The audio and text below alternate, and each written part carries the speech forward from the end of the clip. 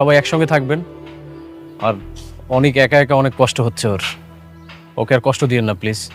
আমি একটা কথা বুঝতেছি না, আপনারা কি বুঝেন না? আমি বারবার বলতেছি ওই অভিশপ্ত ঘরে আর না বাবা, মাপ চাই।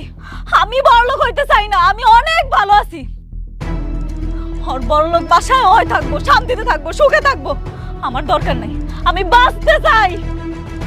মেঘলা, তুমি এখন থেকে আমাকে যেভাবে বলবে আমি সেভাবেই থাকবো, সেভাবেই চলবো। দেখো, আমাদের বাচ্চাটা নষ্ট হয়ে গেছে, সেজন্য তো আমিও কষ্ট পাচ্ছি, বলো। আমি যা বলবো আপনি তা শুনবেন, তাই মাইনা লইবেন? হ্যাঁ, সত্যি? সত্যি। আমি আপনার কাছে আমার ভিক্ষা চাই। আমার জীবনে আপনি ভিক্ষা দেন। আপনি এখান থেকে চইলা যান, আর কোনোদিন আমার সামনে আসবেন না। যান, চলে যান, চইলা যান কইতেছি।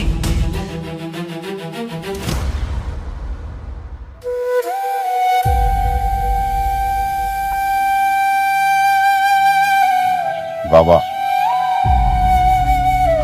মন খারাপ তো, তাই একটু রাগারাগি করে ফেলাইছি। তুমি কিছু মনে করে না, তুই একটি দিন যাক, তারপর বোঝা যাবো।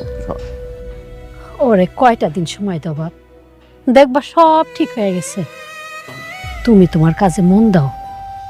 বাবা, ভুলটা আমারই।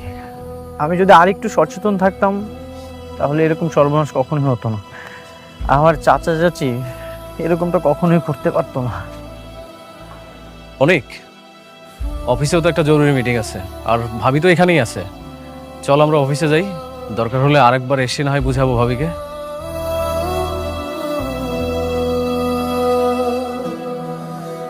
বাবা, মেঘলার খেয়াল রাখেন।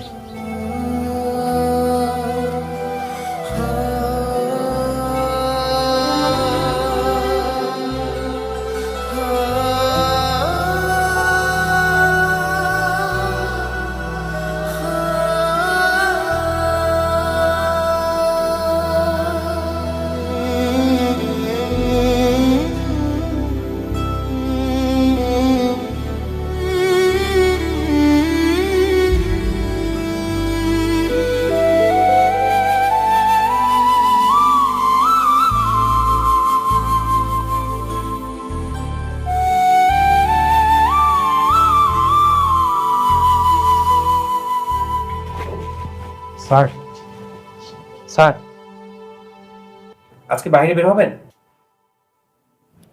আমি কোথাও যাব না, তোমাদের আজকে ছুটি, তোমরা চলে যাও। Thank you sir. Okay sir.